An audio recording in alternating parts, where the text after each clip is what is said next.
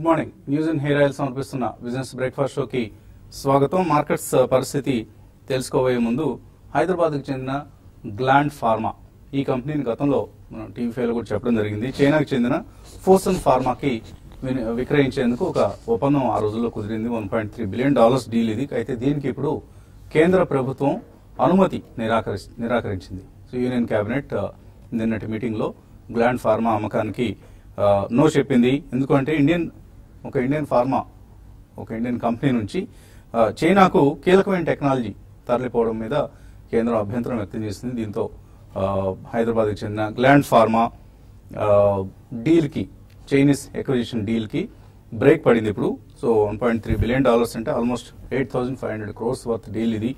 దీన్ని ఇప్పుడు కేంద్ర ప్రభుత్వం అనుమతి నిరాకరించడంతో మేబీ మళ్ళీ కొత్త బయర్ కోసం, కొత్త ఇన్వెస్టర్ కోసం వెతకాల్సిన పరిస్థితి. ప్రత్యేకించి ఇండియా, చైనా రెండు దేశాల మధ్య ఉద్రిక్తతలు నెలకొన్న నేపథ్యంలో మన టెక్నాలజీని ఒక చైనా కంపెనీకి, చైనీస్ ఎంటిటీకి ట్రాన్స్ఫర్ చేయటం ఏంటి అన్నది కేంద్ర ప్రభుత్వం అభ్యంతరంగా కనిపిస్తోంది. So promoters have to wait for some more time to get their cash, expected cash.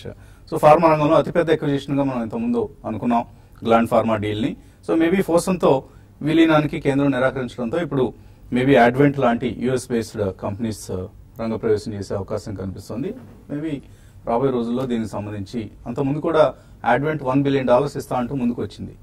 But దానికంటే కూడా ఇది $1.3 బిలియన్ చైనీస్ కంపెనీ ఫోసన్ నుంచి రావడంతో gland pharma promoters Chinese company వైపు మొగ్గు చూపారు. సో గ్లాండ్ ఫార్మా ఈక్విటీలో 36% KKR అనే ఒక very well known well reputed PE ఫర్మ్కి ఉంది. సో ఆ PE ఫర్మ్ నార్మల్గా ఇటువంటి డీల్స్ ని తీసుకొస్తూ ఉంటుంది. ఈసారి మరి KKR ఎవరి వైపు మొగ్గు చూపుతుంది అన్నది చూడాలి. అండ్ జనరిక్ ఇంజెక్టబుల్స్ తయారీలో ఇంటర్నేషనల్లీ గ్లాండ్ ఫార్మాకి మంచి గుర్తింపు ఉంది. Gland pharma original promoter PVN రాజు వారు పోయిన తర్వాత వాళ్ళ అబ్బాయి రవి పెన్మత్స ఆయన బాధ్యతలు నిర్వహిస్తున్నారు. సో సచిన్ కంప్యూటర్స్ రామలింగ రాజుతో కూడా వీళ్ళకి సన్నిహితమైన సంబంధాలు ఉండేవి. ఒక దశలో సత్యం షేర్ హోల్డర్స్ లిస్టులో వీళ్ళ పేర్లు కూడా కనిపిస్తుండేవి. అలాగే సత్యం గ్లాండ్ ఫార్మా షేర్ హోల్డర్స్ ఈ రామలింగరాజు ఫ్యామిలీ ఉండడం, అలా రకరకాలుగా కొంత క్లోజ్ రిలేషన్షిప్స్ ఈ రెండు కుటుంబాల మధ్య ఉండేవి in terms of business deals అనమాట. So anyway, let's hope for better deal for Gland Pharma. It's not a listed company, closely held company. Promoters, PE investors ఇలాంటి వాళ్ళు మాత్రమే షేర్స్ కలిగి ఉన్న కంపెనీ కాబట్టి మనందరికీ అంత పెద్ద ఇంట్రెస్ట్ ఉండాల్సిన అవసరం లేదు. బట్ స్టిల్ ఒక పెద్ద డీల్, పెద్ద కంపెనీ, హైదరాబాద్లో ఒక well known company gland pharma, internationally known company కాబట్టి ఫార్మా ఇండస్ట్రీ నుంచి ఈ వార్తను మీకు అందించడం ఇంకా ప్రింట్ మీడియాలో రాలేదు. బట్ వైర్ ఏజెన్సీస్లో వచ్చిన వార్తల ఆధారంగా మనం ఈ వార్తను మీకు అందించడం జరుగుతుంది బ్రేకింగ్ న్యూస్గా. ఇంకా మార్కెట్స్ పరిస్థితికి వస్తే లాస్ట్ నైట్ యుఎస్ మార్కెట్ స్ట్రాంగ్గా క్లోజ్ అయ్యాయి. డౌ జోన్స్ 22,000 మార్కును దాటి మొదటిసారిగా క్లోజ్ కావడం చూసాం. అయితే ఏషియన్ మార్కెట్స్ మాత్రం నెగిటివ్గా ట్రేడ్ అవుతున్నాయి ప్రస్తుతం. ఏషియన్ మార్కెట్స్లో ప్రత్యేకించి కొరియన్ ఇండెక్స్ కోస్పీ అంటాం మనం. సో కోస్పీ 2% నష్టపోయింది. మల్టిపుల్ హోమ్స్, అక్కడ రియల్ ఎస్టేట్ సెక్టర్లో ఒక బబుల్ ఫామ్ అయింది ఒక ప్రాపర్టీ మార్కెట్లో అన్న అభిప్రాయంతో అక్కడి కొరియన్ ప్రభుత్వం, సౌత్ కొరియా అంటే మళ్ళీ నార్త్ కొరియా అనుకున్నారు. సౌత్ కొరియాలో ప్రభుత్వం మల్టిపుల్ హోమ్స్ ఎవరైనా ఉంటే వాళ్ళు ఆ బయర్స్ మీద ట్యాక్స్ రేట్స్ ను పెంచాలని నిర్ణయించింది. సో ప్రాపర్టీ మార్కెట్, ఎందుకంటే కొరియాలో కన్స్ట్రక్షన్ ఇండస్ట్రీ అనేది ఒక చాలా పెద్ద ఇండస్ట్రీగా ఆవిర్భవించింది. So construction investment last year చూస్తే 11% ఇయర్ ఆన్ ఇయర్ గ్రోత్ కనిపించింది. ఇది వాళ్ళ ఎకానమీలో ఆల్మోస్ట్ ఒక సే 1/4 of the growth coming from construction industry అనమాట. అందుకని ప్రభుత్వం ఈ బబుల్ క్రియేట్ కాకూడదన్న ఉద్దేశంతో అక్కడ ట్యాక్సెస్ పెంచుతున్నట్లు ప్రకటించింది. దాంతో కొరియన్ ఇండెక్స్ కాస్పీ 2% నష్టపోయింది. అదే ప్రభావం ఇతర మార్కెట్స్ మీద కూడా మనకు ఇప్పుడు ఏషియన్ మార్కెట్స్ మీద కనిపిస్తుంది. SGX నిఫ్టీ కూడా ఒక స్లైట్లీ నెగిటివ్ ఓపెనింగ్ ఇండికేట్ చేస్తుంది. సో మనకు RBI నుంచి అయితే ఒక మానిటరీ పాలసీ అనేది అయిపోయింది. అందరూ ఊహించినట్లయినా 0.25% రెపో రేట్ కట్ మనం చూసాం. No surprises. అలాగే భవిష్యత్తులో ఇక కట్స్ ఉంటాయన్న హామీ కూడా ఏమీ RBI నుంచి లభించలేదు. కాబట్టి ఇన్ఫ్లేషన్ టార్గెట్స్ లాంగ్ రన్ లో 4% ఇన్ఫ్లేషన్ కమిట్ అయ్యాం. మేబీ రాబోయే రోజులు ఇప్పుడు ఇన్ఫ్లేషన్ సే 2.5%, 3% మధ్యలోకి వస్తే రావచ్చు కాక మళ్ళీ పెరిగే అవకాశాలు ఉన్నాయి. అన్నది కూడా ఆర్బీఐ దృష్టిలో ఉంచుకొని ఇక ఫర్దర్ గా రేట్ కట్స్ ఉండకపోవచ్చు అన్న ఒక హాకిష్ స్టేట్మెంట్ ఇవ్వడం జరిగింది. సో అది మార్కెట్స్ కొంత నెగిటివ్ గా తీసుకున్నాయి. అలాగే బ్యాంక్రప్సీ కోర్టుకి మరిన్ని కంపెనీస్ ని తీసుకువెళ్తాం, ఎవరు కూడా ఈ ఐబీసీ అంటే ఇన్సాల్వెన్సీ అండ్ బ్యాంక్రప్సీ యాక్ట్ నుంచి తప్పించుకోలేరు అంటూ క్లియర్ గా మెసేజ్ ఇవ్వడం జరిగింది. సో ఇదంతా కూడా మార్కెట్స్ నిన్న కొంత నెగిటివ్ గా తీసుకున్నాయి. మేబీ ఇవాళ మళ్ళీ ఎటువంటి రియాక్షన్ మార్కెట్స్ నుంచి వస్తుంది అనేది మనకు ఓపెనింగ్ లో చూడబోతున్నాం.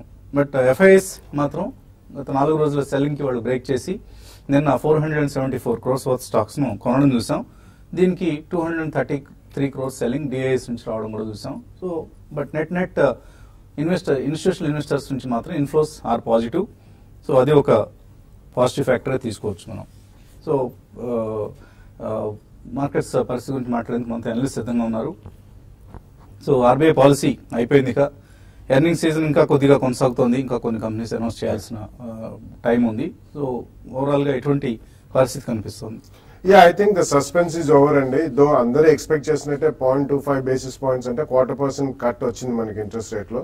So everything is now behind us అండి. ఫ్యూ రిజల్ట్స్ మీరు అన్నట్టు రాబోయే వీక్ 10 days లో కంప్లీట్లీ రిజల్ట్ సీజన్ కూడా అయిపోతుంది. Now action will all start again going forward next 1 year కి ఫెస్టివల్ సీజన్ లోకి వెళ్తున్నాం కాబట్టి కన్స్ట్రక్షన్ యాక్టివిటీ ఒకటి అంటే by this month and definitely construction, real estate, infrastructure ఇవన్నీ కూడా పుంజుకోవాల్సిన అవసరం ఉంది. దాని తర్వాత బిల్డింగ్ అండ్ కన్స్ట్రక్షన్ మెటీరియల్ కానివ్వండి, ఇవన్నీ కూడా definitely they will be on fire.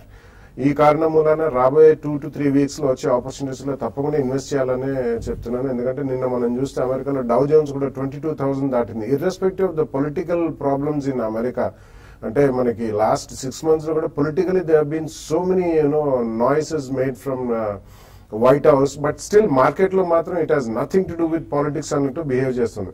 So similarly ఇక్కడ కూడా we are seeing a lot of noise అండి, but still economy is different, politics are different, strength of the economy is different. రాబోయే రోజుల్లో తప్పకుండా మనకి రిజల్ట్స్ నెక్స్ట్ 1 year లో మెరుగుపడతాయి. So overall rating కంట్రీది కూడా పెరిగే అవకాశం ఉందండి. ఎక్స్టర్నల్ న్యూస్ నెగిటివ్ ఏం లేదు.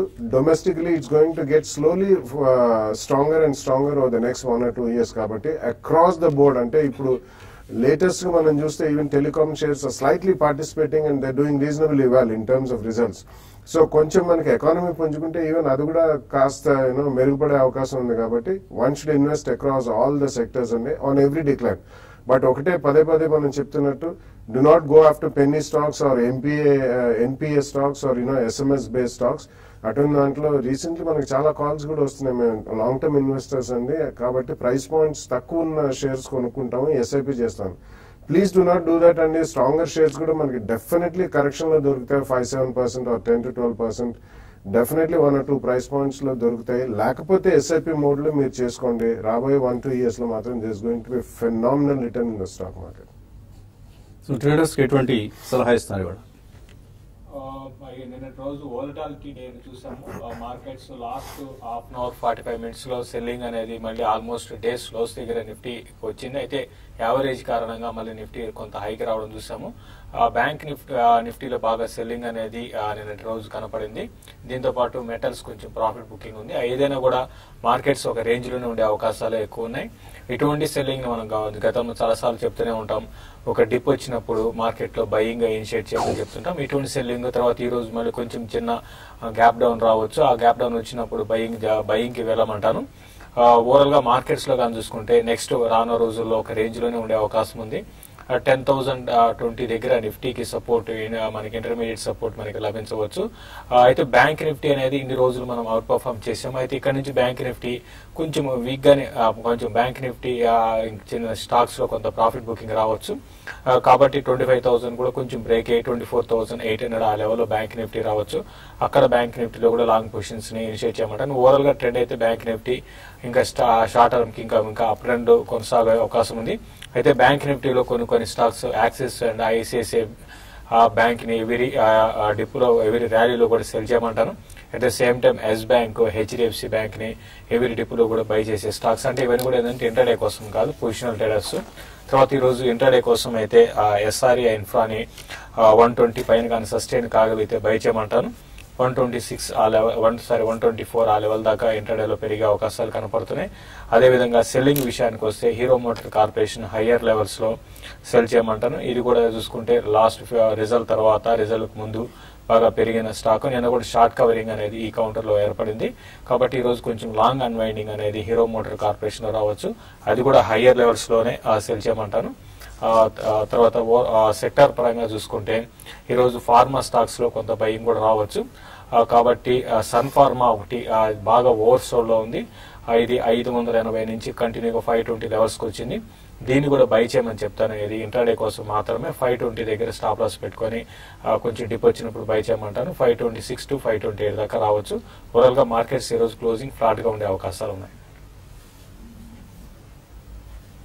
ఓకే అండి. సో ఇక ఇన్వెస్టర్స్ నుంచి కాల్స్ మెయిల్స్ తీసుకోబోయే ముందు అలాగే ఇవాల్టి వాల్యూ బై గ్లాండ్ ఫార్మా గురించి మాట్లాడుకున్నాం. సో ఫార్మా రంగానికి చెందిన ఒక వాల్యూ బై గురించి కూడా మాట్లాడుకోబోతున్నాం బ్రేక్ తర్వాత.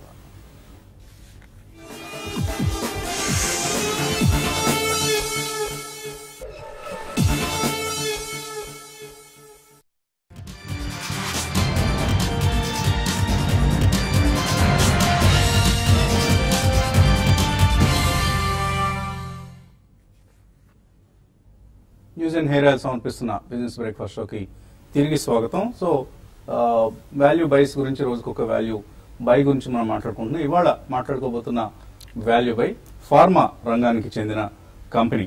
సో ఫార్మా రంగంలో ఈ మధ్య మనం కొద్దిగా అండర్ పెర్ఫార్మెన్స్ మనం గమనిస్తున్నాం. చాలా కంపెనీస్కి యుఎస్ ఎఫ్డిఏ గొడవలు చాలా ఉన్నాయి. సో దానివల్ల ఆ షేర్లకి ఎప్పటికప్పుడు సెల్లింగ్ ప్రెషర్ రావడం ఇవన్నీ చూస్తున్నాం మనం. అయితే అంతగా యుఎస్ ఎఫ్డిఏ ప్రాబ్లమ్స్ లేకుండా చాలా ఫాస్ట్ గా చాలా వేగంగా ఎదుగుతున్న సంస్థల్లో మనం చెప్పుకోవాల్సిన company JB chemicals and pharmaceuticals. So చాలా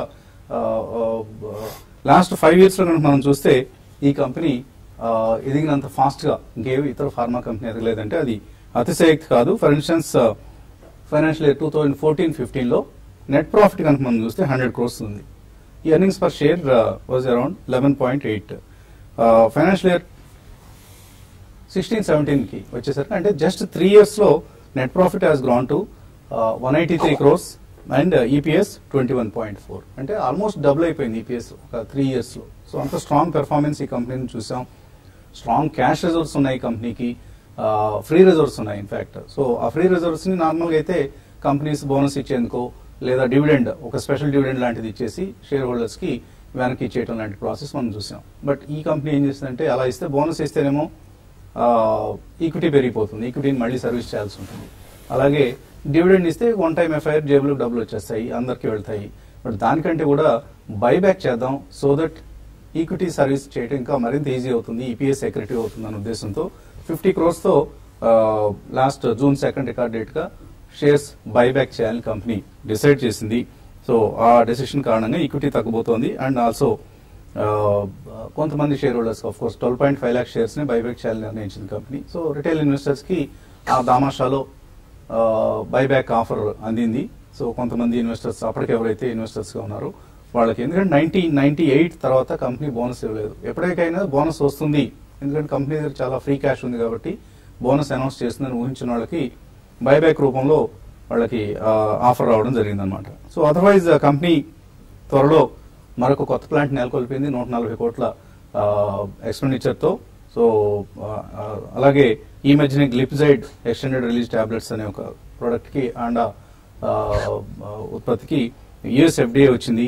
అలాగే 140 crore వ్యయంతో ఈ మధ్యనే ఒక కొత్త ప్లాంట్ ని వాళ్ళు నెలకొల్పడం జరిగింది. ఇప్పటికే కంపెనీకి మహారాష్ట్ర, గుజరాత్ లో 7 plants ఉన్నాయి. వాటికి తోడుగా మరొక ప్లాంట్, ఈ ప్లాంట్ నుంచి ఈ ప్లాంట్ యుఎస్ ఎఫ్డిఏ అప్రూవల్ కూడా వచ్చేసింది. ఇది ఇంకా అఫీషియల్ గా అనౌన్స్ కావాల్సి ఉంది. బహుశా అఫీషియల్ గా అనౌన్స్ అయిన తర్వాత కంపెనీకి రేటింగ్ జరగబోతోంది. అండ్ ఇప్పటికే ఇన్స్టిట్యూషనల్ ఇన్వెస్టర్స్ ఎప్పటికప్పుడు ఎక్వైర్ చేసుకుంటూ వెళ్తున్నారు. For instance DSP BlackRock mutual fund అంతకుముందు 2.29% లాస్ట్ జూన్ కు ఉన్న స్టేక్ ని ఈ మధ్య వరుసగా ప్రతి క్వార్టర్ కొన్ని షేర్లు కొనుక్కుంటూ ఈ మధ్యన 3.72% ఉన్నట్లుగా అనౌన్స్ చేసింది. అలాగే ఫ్రాంక్లిన్ టెంపుల్టన్ మ్యూచువల్ ఫండ్, అలాగే కొంతమంది ఇండివిజువల్ ఇన్వెస్టర్స్ మనం మార్కెట్ లో తరచుగా చెప్పుకునే కొన్ని పేర్లలో కొంతమంది ఈ కంపెనీ షేర్స్ ను ఎక్వైర్ చేస్తూ వస్తున్నారు. So definitely it's going to perform extraordinarily in the coming quarters. ఇప్పుడు కొత్త రాబోతున్న యుఎస్ఎఫ్డిఏకి అప్రూవల్ వచ్చిన ప్లాంట్ నుంచి జరిగే ఉత్పత్తి కావచ్చు, ఆల్రెడీ ఉన్న ఉత్పత్తి కావచ్చు. సో కంపెనీ ఈ సంవత్సరం బహుశా 209 crores నెట్ ప్రాఫిట్ మీద 25 రూపీస్ సిపిఎస్ ప్రకటించే అవకాశం ఉంది. సో తక్కువ వాల్యుయేషన్స్ దగ్గర జస్ట్ 15 PE దగ్గర దొరుకుతున్న కంపెనీ ఇది, దొరుకుతున్న షేర్లు ఇవి.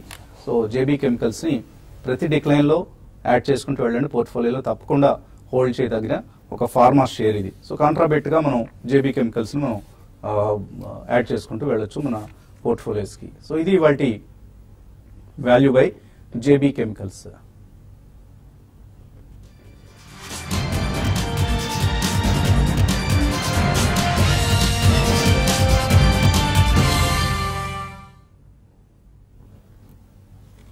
సో మనం చూస్తున్నాం గ్లాండ్ ఫార్మాకి ఎటువంటి ఒక వాల్యుయేషన్ లభించిందో అటువంటి వాల్యుయేషన్స్ ఇప్పుడు మనకు ఫార్మా కంపెనీలో బహుశా తరచుగా మనం డీల్ మార్కెట్లో చూడబోతున్నాం. సో మేబీ ఒకటి తర్వాత ఒకటిగా విదేశీ కంపెనీలు ఇప్పుడున్న వాల్యుయేషన్స్ చాలా అట్రాక్టివ్గా ఉన్నాయి కాబట్టి కంపెనీస్ని ఎక్వైర్ చేసే ప్రక్రియ మరింత జోరందుకునే అవకాశాలు కనిపిస్తున్నాయి. ఇంకా కొన్ని ఈమెయిల్స్ మనకు అందాయి.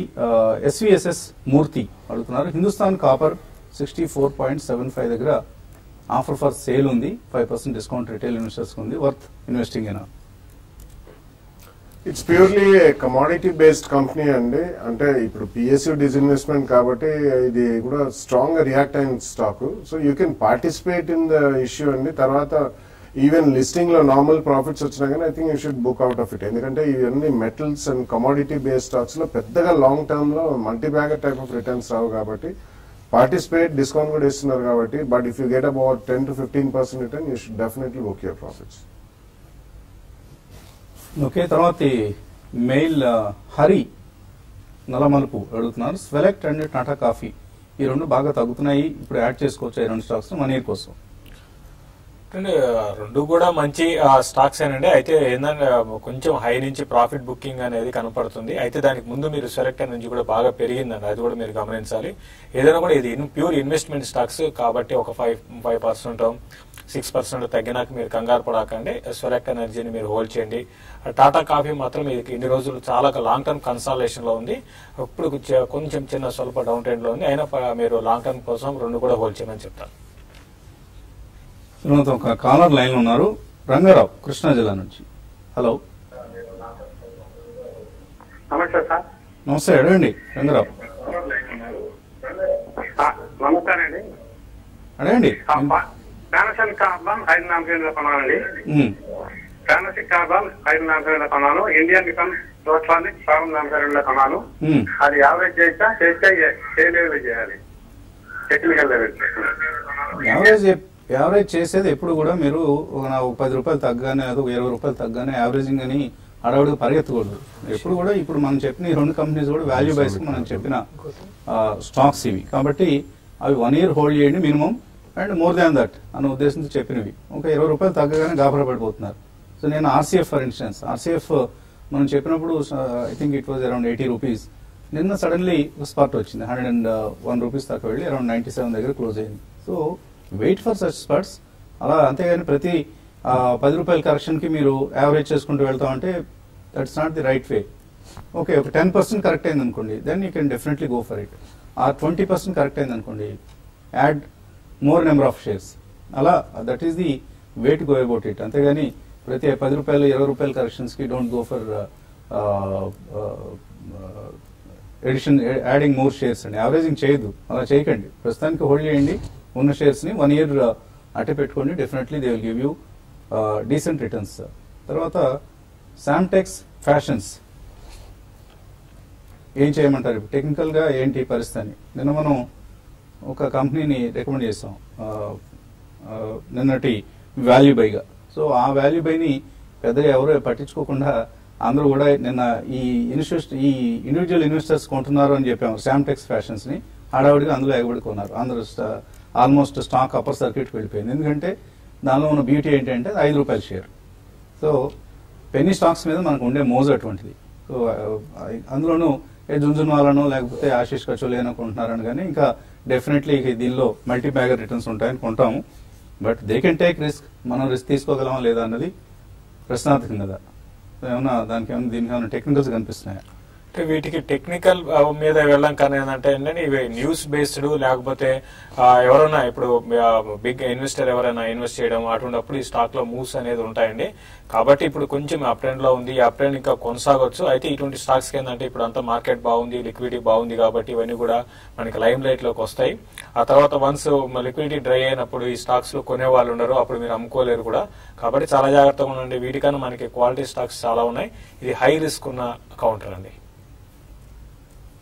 సో అలాగే శాంటెక్స్ ఫ్యాషన్స్ తో పాటు నిన్న మనం చెప్పిన లోకేష్ మెషిన్స్ కూడా ఫలానా ఇన్వెస్టర్ కొంటున్నారు అంటూ మనం చెప్పడం జరిగింది. నిన్న ఈ స్టాక్ కూడా ఆల్మోస్ట్ 10% పెంచారు. సో ఇవన్నీ మన మైండ్ సెట్ ని ప్రభావితం చేసే అంశాలు. సో ఒక ఇండివిజువల్ ఇన్వెస్టర్ కొంటున్నారు అంటే అతనికి ఈ కంపెనీకి సంబంధించి ఏదో ఇన్ఫర్మేషన్ ఉంటుంది. ఆయన ఎంటర్ అయినప్పుడు మనం ఎంటర్ కాలేము, ఆయన ఎగ్జిట్ అయినప్పుడు మనం ఎగ్జిట్ కూడా కాలేము.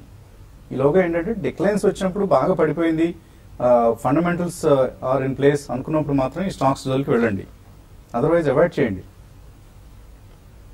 తర్వాత రేపు మూర్తి హైదరాబాద్ నుంచి. హలో, గుడ్ మార్నింగ్ అండి. మార్నింగ్ అండి, అడగండి. సార్, బజాజ్ ఫైనాన్స్ 930 రూపీస్ కొన్నాను సార్, 50 షేర్లు. అది ఉంచమంటారా లేదా తీసేయమంటారా? బజాజ్ ఫైనాన్స్ హోల్డ్ చేయమంటారా ఇంకా? Yeah, 930 rupees, you have almost doubled your money and it's a very good buy in fact. అంటే మీరు ప్రీ బోనస్ పార్టిసిపేట్ చేస్తుంటే తప్పకుండా మీకు you have been at least 100% profit లో. మీకు డబ్బు అవసరం లేకపోతే డెఫినెట్లీ బజాజ్ ఫైనాన్స్ రాబోయే 1-2 years లో కూడా ఎక్సలెంట్ రిటర్న్ ఇచ్చే అవకాశం ఉందండి. వాళ్ళు చాలా డామినెంట్ పొజిషన్ లో ఉన్నారు కాబట్టి if you don't need money hold చేయండి. తర్వాత మెయిల్ మ్యాన్ ఇన్ఫ్రా గురించి అడుగుతున్నారు. సత్యం, మ్యాన్ ఇన్ఫ్రా కొనుక్కోవచ్చా? యా, రీసెంట్ టైమ్స్ లో ఇది కూడా I think it's participated reasonably okay అండి. అంటే it's a small cap stocks, definitely infra stocks లో కొద్దిగా జాగ్రత్తగా ఉండాలి. ఈ మధ్యకాలంలో కొద్దిగా పెరిగాయి కాబట్టి, బట్ ఓవర్ బోర్డ్ వెళ్ళొద్దండి. ఎందుకంటే చాలా ఇన్ఫ్రా స్టాక్స్ కూడా రేంజ్ బౌండే ఉంటాయి, multi bagger type of returns అయితే లో నుంచి పెరిగాయి కాబట్టి it's more of a tradable bet than a pure play buy and forget type of share అయితే కాదండి. So you can buy some and book your profits between 10 to 15%. Okay, so 65 రూపాయల దగ్గర trade అవుతుంది మ్యాన్ ఇన్ఫ్రా. నాటే ఏదో పెద్ద significant achievements ఉన్న company లాగా అయితే it's not appearing. So maybe avoid చేయండి మ్యాన్ ఇన్ఫ్రా లాంటివి. ఇంకా మరిన్ని కాల్స్ మెయిల్స్ తీసుకోబోయే ముందు మనం TV5 కార్యక్రమానికి స్వస్తి పలికి యూట్యూబ్ కార్యక్రమంలో కలుసుకుందాం. Keep watching TV5.